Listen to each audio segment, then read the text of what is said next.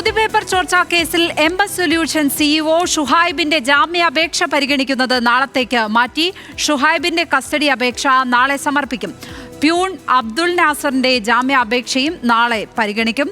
Lynette Varghese ചേരുകയാണ് കോഴിക്കോട് നിന്നും.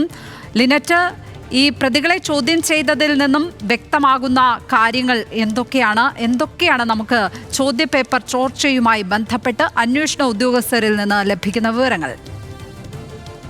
ലക്ഷ്മി പത്മ, കഴിഞ്ഞ വെള്ളിയാഴ്ചയാണ് ക്രിസ്മസ് ചോദ്യപേപ്പർ ചോർച്ച കേസിൽ മുഖ്യപ്രതിയായിരിക്കുന്ന എംഎസ് സൊല്യൂഷന്റെ സിഇഒ മുഹമ്മദ് ഷുഹൈബ് ക്രൈംബ്രാഞ്ച് അന്വേഷണ സംഘത്തിന് മുമ്പിൽ സറണ്ടർ ആയിരിക്കുന്നത്. അതിനുശേഷം ഇന്ന് താമരശ്ശേരി ഫസ്റ്റ് ക്ലാസ് മജിസ്ട്രേറ്റ് കോടതിയിലാണ് അദ്ദേഹത്തിന്റെ ജാമ്യാപേക്ഷ പരിഗണിച്ചത്. അത് നാളത്തേക്ക് മാറ്റിവെക്കുന്ന സാഹചര്യമാണ് ഉണ്ടായത്. അതോടൊപ്പം തന്നെ ക്രൈംബ്രാഞ്ച് അന്വേഷണ സംഘം നാളെ ഷുഹൈബിന് വേണ്ടി കസ്റ്റഡി അപേക്ഷ നൽകും. അതോടൊപ്പം അതിനു മുമ്പ് മലപ്പുറം അൺഎയ്ഡഡ് സ്കൂളിലെ പ്യൂണായിരിക്കുന്ന അബ്ദുൾ നാസറിന് വേണ്ടിയിട്ടുള്ള കസ്റ്റഡി അപേക്ഷയും അതോടൊപ്പം ജാമ്യാപേക്ഷയും നാളത്തേക്ക് പരിഗണിക്കുമെന്നാണ് അറിയാൻ സാധിക്കുന്നത്.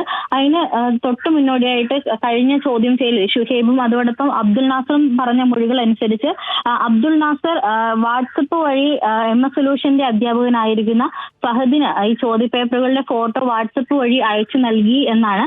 അതുകൊണ്ട് തന്നെ അബ്ദുൾ നാസറിനെയും അതോടൊപ്പം ഫഹദിനെയും ചോദ്യം ചെയ്യുന്നതിലൂടെ ഒരുമിച്ച്